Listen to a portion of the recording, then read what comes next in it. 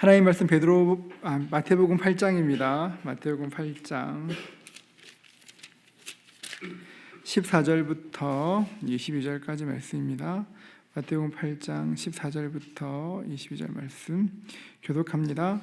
예수께서 베드로의 집에 들어가사 그의 장모가 열병으로 앓아 누운 것을 보시고 그의 손을 만지시니 열병이 떠나가고 여인이 일어나서 예수께 수종들더라. 저물매 사람들이 귀신 들린 자를 많이 데리고 예수께 오거늘 예수께서 말씀으로 귀신들을 쫓아내시고 병든 자들을 다 고치시니 이는 선지자 이사야를 통하여 하신 말씀에 우리의 연약한 것을 친히 담당하시고 병을 짊어지셨도다 함을 이루려 하시니더라.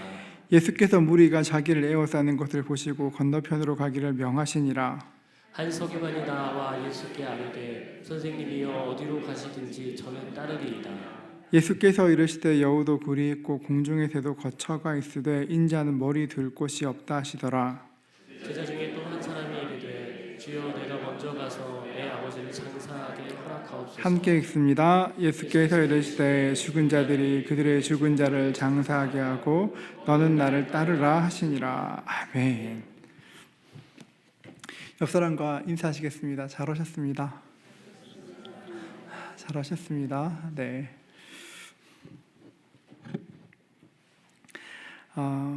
성경에는 예수님의 제자들에 대한 그런 개인적인 이야기들이 별로 많이 나오지 않습니다. 몇 가지 말씀이 기록되어 있는 것이 오늘 본문 말씀에 기록된 베드로의 이야기가 있고 야고보와 요한의 이야기, 어머니가 예수님께 자리를 청탁했던 나중에 예수님의 좌우편에 앉게 해달라는 그 이야기 정도만 기록되어 있을 뿐입니다. 바꿔 말하면 잘 기록되지 않은 예수님의 제자들의 이야기가 기록된 것은 우리에게 생각할 것이 있다 말씀하시는 것이기도 합니다. 14절은 이렇게 말합니다. 예수께서 베드로의 집에 들어가사 그의 장모가 열병으로 앓아 누운 것을 보시고, 예수님께서 베드로의 집에 들어가셨는데 그의 장모가 심한 열병으로 앓아 누워 있었습니다. 당시 문화권에서 집에 장모님을 모시고 사는 것은 굉장히 드문 일이었습니다. 베드로가 장모님을 모시고 살았다는 것은 베드로가 처가살이했다는 그런 말일 수도 있다고 생각합니다. 학자들은 일반적으로 베드로가 지금 살고 있는 이 집이 베드로의 장모님의 집일 것이라 생각합니다. 여기인데요. 지금 보면 저기 중간에 굉장히 크게 우주선처럼 생긴 저기가 베드로의 집터입니다. 베드로의 그 집터입니다. 지금 말씀의 배경이 되는 것이죠. 오늘 그러니까 말씀의 배경이 되는 바로 그것인데 2000년 전에 있던 베드로의 집을 알 수 있다는 게 참 신기하지 않습니까? 가버나 어떻게 알 수 있을까요? 저 집이 지금 저기 보면 저기 성당인데요. 저 성당 밑에 보면 베드로의 집터가 있습니다. 그 안에 들어가면 이렇게 유리가 있어서 집을 볼 수 있는데요. 어떻게 저 집이 베드로의 집이란 걸 알 수 있을까요? 궁금하지 않으세요, 여러분? 가버나움이 처음 발굴되고 조사가 진행되었을 때 어느 집을 조사했는데 어느 집에 낙서가 굉장히 많았습니다. 담벼락에 낙서가 엄청 많았습니다. 베드로의 집 누구누구 다녀가다, 이런 낙서가 엄청 많았습니다. 2세기에서 3세기경에 기록된 것으로 보이는 낙서가 많아서 이런 낙서 덕분에 성경 연구자들이 베드로의 집을 특정할 수 있게 되었습니다. 베드로의 집 터 위에 저렇게 성당이 세워져 있고 성당 중앙을 유리바닥으로 만들어서 안에 들어가면 그 집터를 자세히 볼 수 있는데요. 위에서 보게 되면 베드로의 집은 꽤 규모 있는 것을 알 수 있습니다. 꽤 큽니다. 무엇보다 지금은 거리가 나와 있지 않지만 베드로의 집에서 가버나움 회당까지 거리가 한 5분도 안 됩니다. 굉장히 가까운 것이죠. 마가복음 1장 29절은 이렇게 말합니다. 회당에서 나와 곧 야고보와 요한과 함께 시몬과 안드레의 집에 들어가시니, 이렇게 말합니다. 예수님께서 회당에서 말씀을 증거하시고 곧 이렇게 베드로의 집으로 갈 수 있을 만큼 가까운 집이었습니다. 예나 지금이나 유대인들은 일반적으로 회당 근처의 집을 선호했습니다. 그러니까 꽤나 경제력이 있던 집이었을 것입니다. 여러분, 오늘 자막이 이렇게 중간에 나오지 않습니까? 그냥 나오는 게 아니고 저희가 지금 영상 예배실에서 자막이 잘 안 보여서 테스트하는 중입니다. 그러니까 그렇구나 하시면 되겠습니다, 여러분. 실수가 아니고 그런 겁니다. 네. 그러니까 베드로의 집은 아마 꽤나 경제력이 있었던 집이었던 것 같습니다. 예수님께서 회당에서 말씀을 증거하시고 잠시 쉬기 위해서 베드로의 집으로 가셨습니다. 그랬더니만 베드로의 장모님이 열병에 걸려 누워 있었습니다. 15절 보십시오. 그의 손을 만지시니 열병이 떠나가고 여인이 일어나서 예수께 수종들더라. 마태복음 8장에 보면 그의 손을 만지니까 예수님께서 이렇게 만지시니까 열병이 떠나갔다고 이야기합니다. 그런데 누가복음과 마가복음은 각각 다르게 나옵니다. 마가복음 1장을 보시면 이렇습니다. 나아가사 그의 손을 잡아 일으키니 열병이 떠나고 여자가 수종되니라. 마가는 예수님이 손을 잡아 일으키셨다고 이야기합니다. 누가복음 4장은 이렇게 이야기하는데요. 예수께서 일어나 회당에 나가사 시몬의 집에 들어가시니 시몬의 장모가 중한 열병을 앓고 있는지라 사람들이 그를 위해 예수께 구하니 예수께서 가까이 서서 열병을 꾸짖으신데 이렇게 꾸짖었다고 이야기합니다. 그러니까 마태, 마가, 누가 모두가 베드로의 장모님을 고치신 이야기를 말하고 있는데 모두가 방법이 다릅니다. 누구는 손을 잡았고 누구는 일으켰고 누구는 꾸짖었습니다. 그러면 정답은 뭘까요? 예수님 어떻게 고치셨을까요, 여러분? 네, 다 맞습니다. 다. 싹 다 맞습니다. 여러분, 같은 사건을 기록하고 있는데 표현이 다를 때는 여러분, 틀린 게 아니라 강조점이 다른 겁니다. 성령님께서 성경을 기록하게 하실 때 기계적으로 받아 적게 하신 것이 아니라 그 사람의 인격과 성품, 그 사람의 모든 것들을 다 사용하셨습니다. 그러니까 누가 맞고 틀린 것이 아니라 각자 강조하는 것이 다른 것입니다. 예수께서 손을 만지시기도 하셨을 것이고 손을 잡아 일으키기도 하셨을 것이고 또 병을 꾸짖기도 하셨을 것입니다. 가장 이런 양상 가운데 가장 인상적인 것들을 기록한 것입니다. 그런데 누가복음 말씀에 인상적인 것이 있습니다. 누가복음 4장 38절부터 9절인데요. 우리 같이 한번 읽어볼까요? 함께 읽겠습니다. 예수께서 일어나 회당에서 나가사 시몬의 집에 들어가시니 시몬의 장모가 중한 열병을 앓고 있는지라 사람들이 그를 위하여 예수께 구하니 예수께서 가까이 서서 열병을 꾸짖으신데 병이 떠나고 여자가 곧 일어나 그들에게 수종드니라. 열병을 꾸짖으셨습니다. 여러분 이 말씀 이상하지 않습니까? 야단치셨습니다. 여러분 아무 것에나 꾸짖지 않습니다. 화를 내고 꾸짖는 것이 아닙니다, 여러분. 집에 있는 강아지가 말을 안 듣습니다. 그럼 꾸짖을 수 있을까요? 자주 하시지 않습니까? 꾸짖을 수 있습니다, 여러분. 자동차에 시동이 안 걸리면 어떻게 할까요? 꾸짖을까요? 큰일 납니다, 여러분. 긴급 출동에 전화하셔야 됩니다. 여러분 그런데 지금 병 들었는데 꾸짖으셨습니다. 여러분 예수님께서 꾸짖으신다고 병이 알아들었을까요? 그 바이러스인데 알아들었을까요? 병은 인격이 없습니다. 그런데 왜 병을 꾸짖으셨을까요? 지금 예수님께서 보실 때 그 병 뒤에 병을 주는 영이 있다는 것을 아셨기 때문에 그렇습니다. 그럼 모든 병이 영이다, 그 절대 아닙니다, 여러분. 우리가 살다 보면 섭생이 안 좋아서 걸리는 병도 많습니다. 우리가 많이 경험하는 것처럼 단 것을 좋아하거나 탄수화물을 좋아하거나, 제 얘기만 그런 것이 다 그렇잖아요, 여러분. 탄수화물을 좋아하거나 고기를 좋아하거나 과식하면 몸이 건강하기 쉽지 않지 않습니까? 살다 보면 육신에 약함이 있습니다. 섭생이 안 좋아서 병에 걸릴 때가 있습니다. 그런 것은 약 먹고 잘 쉬고 치료받으면 금방 좋아집니다. 그런데 때때로 악한 마귀가 병을 통해 역사할 수도 있습니다. 여러분 그럴 때는 약도 먹고 잘 쉬어야 하지만 동시에 기도해야 합니다. 예수님 병을 고쳐주십시오 기도할 수 있지만 병을 타고 역사하는 마귀를 꾸짖으며 기도해야 될 때도 있다는 것입니다. 우리 이런 것들 분별할 수 있어야 되는데 이런 것들 잘 분별하지를 못합니다. 섭생이 안 좋아 이런 병이 있는 것인지 유전적으로 이런 병이 있는 것인지 마귀가 틈타는 것인지 잘 모릅니다. 그럴 때 어떻게 해야 될까요? 어떻게 할까요? 일단 가장 먼저 해야 될 것은 기도부터 하는 것입니다. 하나님께 기도하는 것입니다. 여러분 기도한다고 약 안 먹으면 큰일 납니다. 여러분 기도하시면서 약도 드셔야 합니다.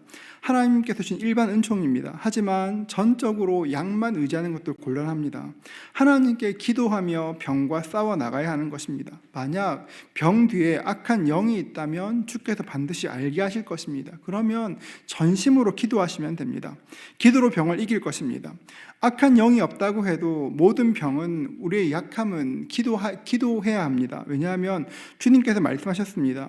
이사야 53장 5절인데요. 같이 읽도록 하겠습니다. 같이 읽습니다. 그가 찔림은 우리의 허물 때문이요 그가 상함은 우리의 죄악 때문이라. 그가 징계를 받음으로 우리는 평안을 누리고 그가 채찍에 맞음으로 우리는 나음을 받았도다. 그가 채찍에 맞음으로 우리가 나음을 받았다 말씀하셨기 때문에 우리는 그 말씀 붙잡고 우리 약함을 위해서 하나님께 기도하게 되는 것입니다. 몸이 안 좋을 때 여러분 먼저 약 드시기보다 먼저 기도하는 은혜가 있기를 축복합니다. 왜 이렇게 아멘을 한 번만 더 할까요? 그네께 축복합니다. 여러분 열심히 치료받으시고 열심히 기도하십시오. 그게 하나님께서 원하시는 것입니다. 16절은 이렇게 이야기합니다. 저물매 사람들이 귀신 들린 자를 많이 데리고 예수께 오거늘 예수께서 말씀으로 귀신들을 쫓아내시고 병든 자들을 다 고치시니 말합니다. 저물매 사람들이 귀신 들린 자를 많이 데리고 왔습니다. 여러분 하루 중에 많은 시간이 있었을 텐데 저물매 해가 졌을 때 귀신 들린 사람들을 많이 데려왔던 이유가 무엇일까요?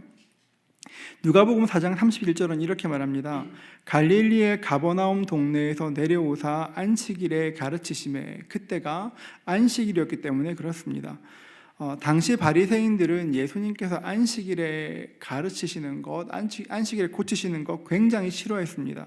만일 해가 있을 때 안식일 낮에 귀신 들린 사람을 데리고 와서 고침받으면 예수님과 한패처럼 보일까 봐 눈을 피하기 위해서 저물매에 온 것입니다. 피해는 안 보고 싶고 병 고침은 받고 싶고 무리의 특징입니다. 마태복음에는 제자와 무리가 선명하게 구분되는데요. 제자는 예수님의 말씀을 따르는 사람이고 무리는 예수님 곁에 있지만 예수님을 따르지 않는 사람들입니다. 예수님 곁에 있으면서 뭔가 좋은 것들 누리고 싶고 얻고 싶지만 자기에게 이익이 없으면 따르지 않는 그런 사람들입니다.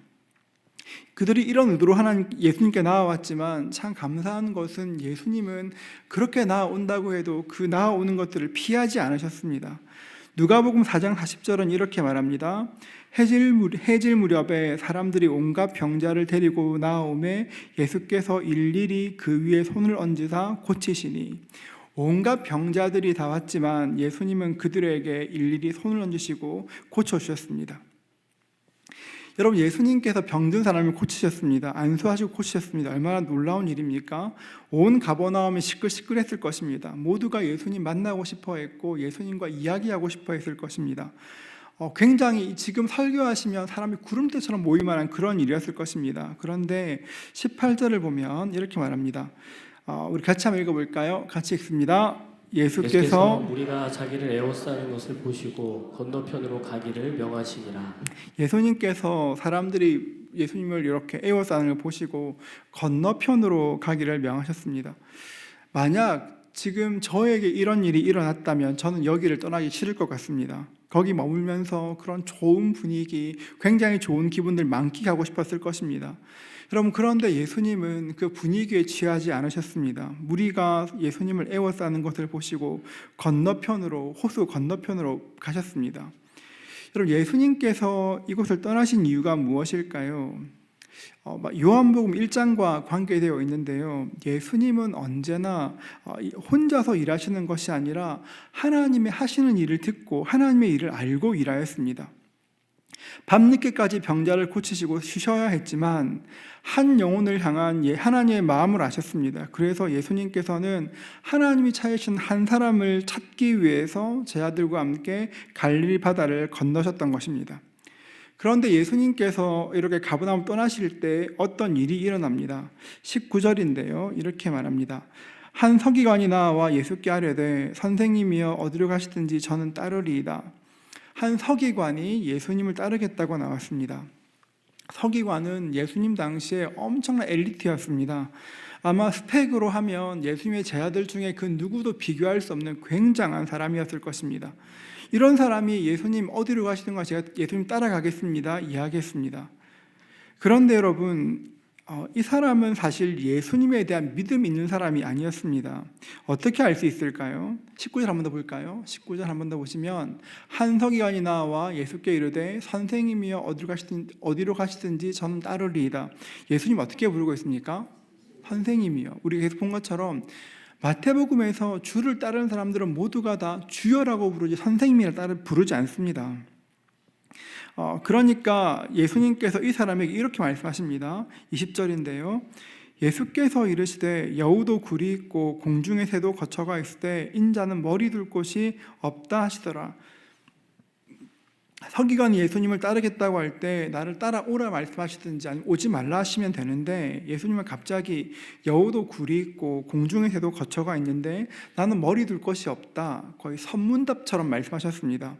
그럼 예수님께서 이렇게 말씀하신 이유가 무엇일까요? 예수님은 서기관의 마음을 아셨습니다.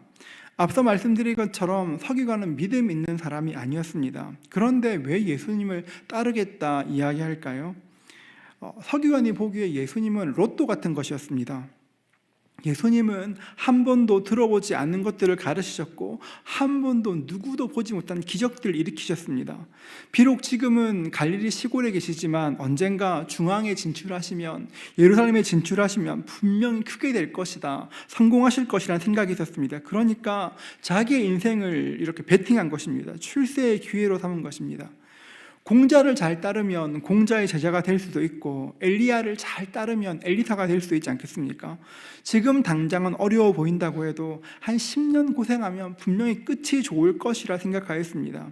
그런 계산을 하고 예수를 따르겠다 말했습니다. 그런 서기관에게 예수님께서 말씀하시기를 여우도 굴이 있고 공중의 새도 거처가 있지만 나는 머리 둘 곳이 없다 하셨습니다. 예수님께서는 사실 자신의 삶이 없었습니다.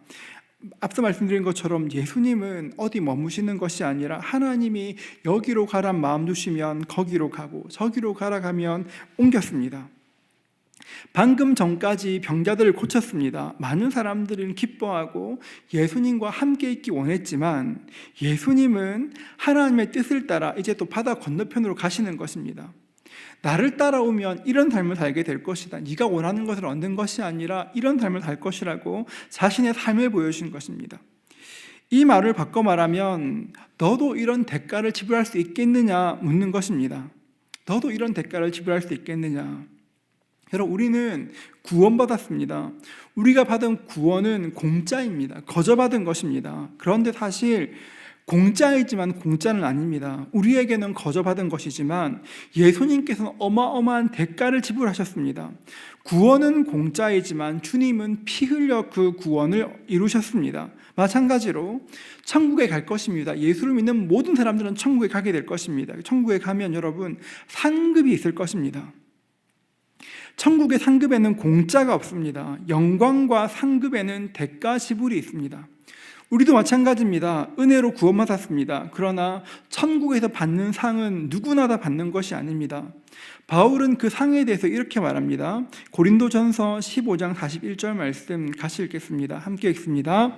해의 영광이 다르고 달의 영광이 다르며 별의 영광도 다른데 별과 별의 영광이 다르도다. 바울은 말하기를 천국에서 받을 상이 다 다르다고 이야기합니다. 여러분, 근데 우리는 이런 이야기 들어도 별로 감흥이 없습니다. 천국에서 받는 상이 뭐가 그리 중요한가? 천국만 가면 되는 것 아닌가? 이렇게 생각이 들지 않으십니까? 제가 이렇게 강의할 때나 설교할 때 이런 이야기를 하면 목사님 저는 상까지는 필요 없고 천국만 가면 된다고 말씀하시는 분들이 굉장히 많습니다. 고린도전서 9장 24절은 이렇게 말합니다. 운동장에서 다름질하는 자들이 다 달릴지라도 오직 상을 받는 사람은 한 사람인 줄을 너희가 알지 못하느냐? 너희도 상을 받도록 이와 같이 다름질하리라. 여러분, 만약 그 상이라는 것이 있어도 되고 없어도 되는 것이라면 바울은 이렇게 다름질하라 말하지 않았을 것입니다. 사실 성경에서 이 부분에 대해서 정확하게 말하지 않기 때문에 잘 알 수는 없지만 분명한 것은 이 땅을 사는 동안 우리는 예수 믿는 동안에 천국에서 받을 상을 사모해야 된다는 것입니다. 고린도전서 9장 25절은 말합니다. 같이 한번 읽어볼까요? 같이 읽습니다. 이기기를 다투는 자마다 모든 일에 절제하나니 그들은 썩을 승리자의 관을 얻고자 하되 우리는 썩지 아니할 것을 얻고자 하노라. 이 세상에서도 상을 받기 위해서 모든 일에 절제하는데 썩지 않을 상을 얻을 우리는 이 땅에서 어떻게 살아야겠냐고 질문하는 것입니다. 이 말씀들에서 알 수 있는 것이 무엇입니까? 우리는 사실 우리가 이해하는 것 이상으로 깨닫는 것이 어렵습니다. 우리가 이해하는 것 이상은 더 이상 나아가는 것이 힘듭니다. 그러나 기억해야 될 것은 우리가 이해하는 수준으로 해서 결정하는 것이 아니라 성경이 무엇이라 말하는가에 대해서 계속 보아야 하는 것입니다. 지금 우리가 가지고 있는 지식은 주님에 대해서 알고 있고 내세에 대해서 아는 지식은 정말 작은 조각 같은 것입니다. 우리가 가진 조각으로 미래를 결정하는 것이 아니라 주님께서 무엇이라 말씀하셨는가, 성경은 무엇이라 이야기하는가를 살펴야 합니다. 그래야 마지막까지 달려갈 수 있고 부르심의 상을 얻게 되는 것입니다. 마태복음 8장 21절과 22절은 이렇습니다. 제자 중에 또 한 사람이 이르되 주여 내가 먼저 가서 내 아버지를 장사하게 허락하옵소서. 예수께서 이르시되 죽은 자들이 그들의 죽은 자를 장사하게 하고 너는 나를 따르라 하시니라. 여러분, 이 사람은 예수님이 누구신지 아는 사람입니다. 예수님 어떻게 부르고 있습니까? 주여라고 부릅니다. 예수님께서 하나님이시지 알고 있었습니다. 그런데 누가복음 9장에 보면 이렇게 말합니다.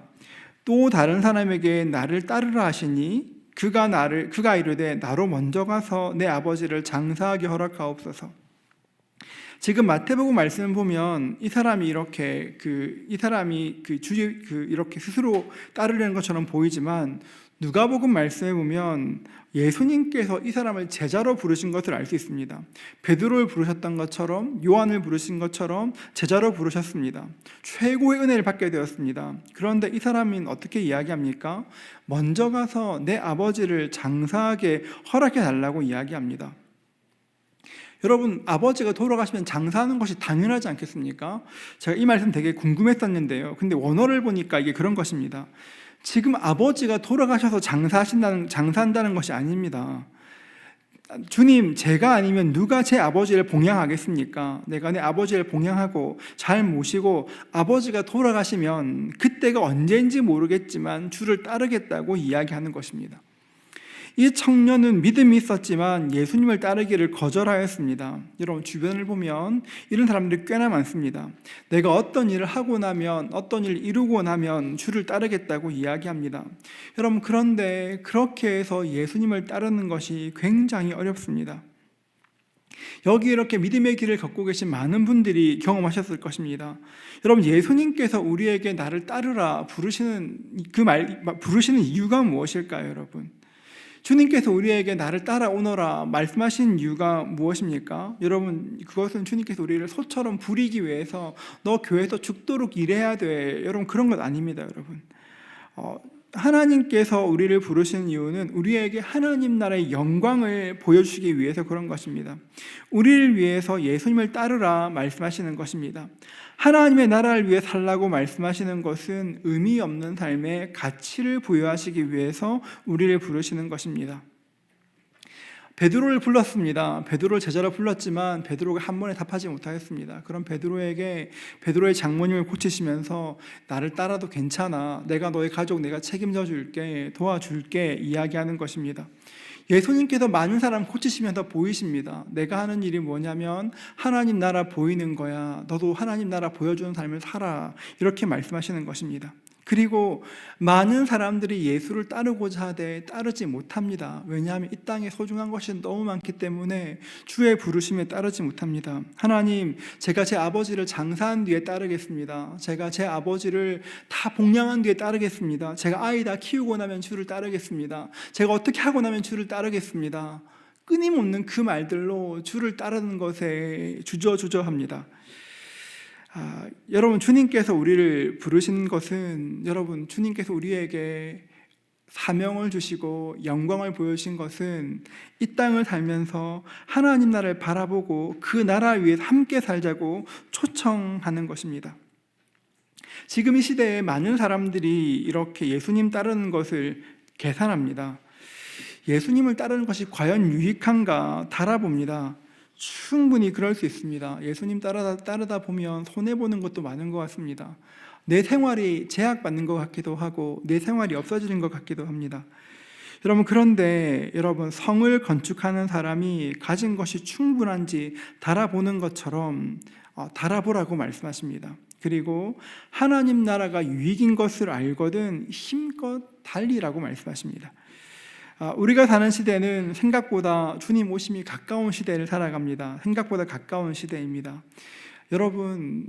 여러분들이 가장 관심을 가지고 가장 눈여겨보는 것은 무엇입니까? 한번 생각해 보십시오. 베드로에게 그러셨던 것처럼 여러분 혹시 이렇게 가족들의 건강이나 아니면 내가 가진 것들 거기에 초점이 있습니까? 아니면 지금 내가 누리고 있는, 내가 조금 더 누릴 수 있는 것들, 내가 조금만 더 열심히 하면 누릴 수 있는 것들에 여러분의 관심이 있습니까? 아니면 하나님의 부르심에 관심이 있습니까? 우리는 굉장히 많은 선택들이 있습니다. 여러분, 그런데 그 선택 중에서 하나님이 우리를 어떻게 부르시는가 알고 그 부르심을 따라가면 하나님께서 우리의 인생을 영광스럽게 하시는 것들을 경험하게 될 것입니다. 여러분, 우리의 인생은 생각보다 길지 않을 수 있습니다. 그러나 하나님과 함께하면 하나님께서 우리 인생을 영광스럽게 만들어 주시는 것입니다.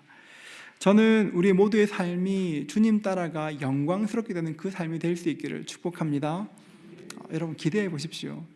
내가 주를 위해 무엇을 잃을까를 생각하는 것이 아니라 내가 주님을 따르면 어떤 것을 얻을까를 한번 더 생각해 보십시오. 그럴 때 삶이 달라질 것입니다. 그 은혜 누리시는 저와 여러분 되시기를 주님의 이름으로 축복합니다. 우리 함께 찬양하겠습니다.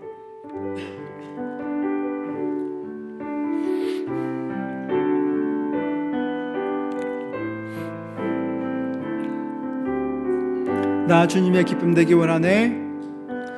나 주님의 기쁨 되기 원하네. 내 마음을 새롭게 하소서. 새 부대가 되게 하여 주사. 주님의 빛 비추게 하소서.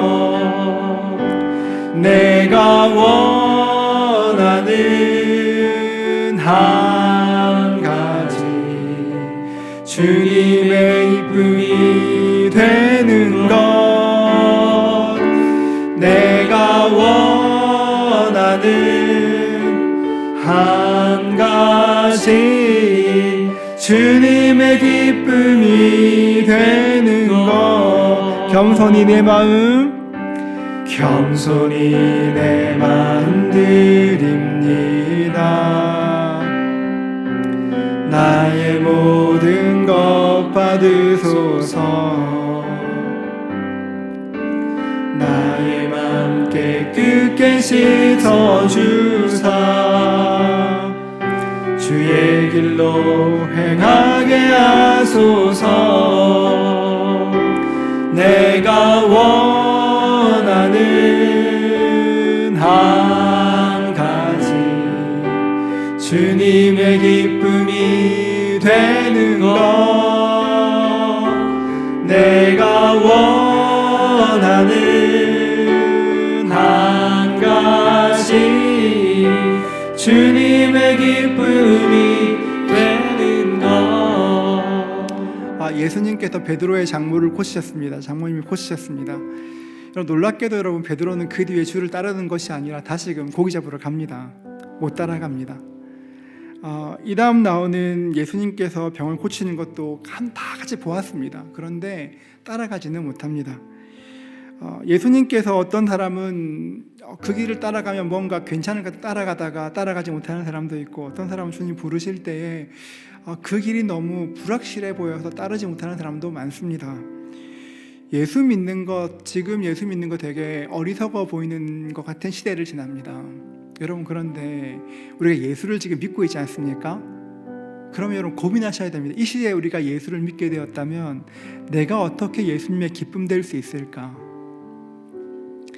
따르는 사람이 많이 없는 이 시대에 내가 주를 따르고 있는데 난 어떻게 주를 위해 충성할 수 있을까? 여러분, 그럴 때 하나님이 우리의 따름을 기억하시고 하나님의 영광에 초대해 주실 것입니다. 여러분, 주님을 따를 때 어떤 영광실 좀 상상해 보셨습니까? 이것이 이 땅에서 그냥 잘 되고 그런 것 말고, 이 땅에서 손대는 건 다 잘 되고 이제 내일 수능 칠 텐데요. 우리 수능 치는 아이들 눈 딱 뜨면 막 답이 팍팍 보이고 막 굴려가면 막 답 다 찍히고 막 이렇게 아멘. 그러면 좋겠는데요. 주님께서 원하시는 영광은 그런 게 아닙니다, 여러분. 훨씬 더 크고 높은 하늘의 영광을 말씀하시는데 이 땅을 사는 동안 자꾸 그 영광에서 눈을 돌리게 됩니다. 그냥 이 땅 사람들처럼 같은 영광만 누리고 싶어 합니다. 그러니까 여러분, 하나님께서 보여주시는 큰 영광을 볼 때, 제시하실 때 저거 너무 힘들지 떠나게 되는 것입니다. 여러분, 하나님의 기쁨 되기를 소원하십시오. 아멘 하세요, 여러분. 하나님의 기쁨 되기를 소원하십시오.